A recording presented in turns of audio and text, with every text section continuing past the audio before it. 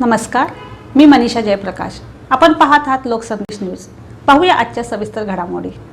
महाबळेश्वर परिसरात अंबरग्रेस व्हेल माशाची उलटी तस्करीचा मोठा प्रकार उघडकीस आला असून वन विभागाने कारवाई करत 7 जणांना मुद्देमालासह ताब्यात घेतले आहे।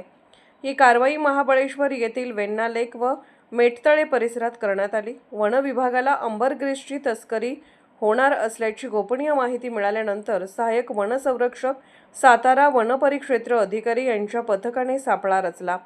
संशयित इसम वेण्णा लेक परिसरात आले असता त्यांच्या Ertiga MH43 BK 9863 Swift MH04 FR 0430 आणि टाटा नेक्सन MH07 AG 6008 या वाहनांची तपासणी करण्यात आली। तपासणी दरम्यान अंबरग्रेस आढळून आल्याने 7 जणांना ताब्यात घेण्यात आले।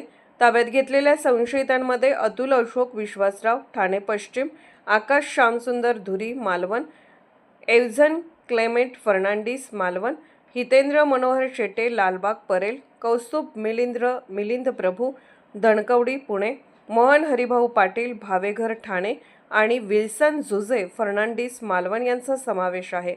या प्रकरणी वनपरिक्षेत्र अधिकारी महाबळेश्वर प्रा यांनी वन्यजीव संरक्षण अधिनियम 1972 अंतर्गत कलम 209 39 44 48 अ व 51 अन्वये गुन्हा क्रमांक व प्रा 1 2026 दाखल केला आहे।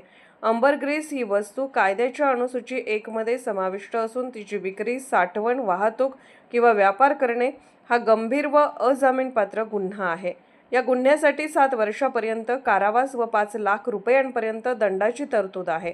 या तस्करी प्रकरणात आणखी काही आरोपींचा सहभाग आहे का याचा तपास सुरू असून पुढील तपास वनपरिक्षेत्र अधिकारी महादेव मोहिते करत आहेत। ही कारवाई उपवन संरक्षक अमोल सातपुते यांच्या मार्गदर्शनाखाली सहाय्यक वनसंरक्षक प्रदीप रौंदळ, वनपरिक्षेत्र अधिकारी महादेव मोहिते, गणेश महांगडे, वनपाल सुनील लांडगे, वनरक्षक तुकाराम निकम, बाबू मराडे, देवेंद्र पवार, अविनाश गवळी तसेच इतर अधिकारी व कर्मचाऱ्यांच्या पथकाने केली। वन विभागाने नागरिकांना अशा प्रकारच्या वन गुन्ह्यांपासून दूर राहण्याचे आवाहन केले आहे।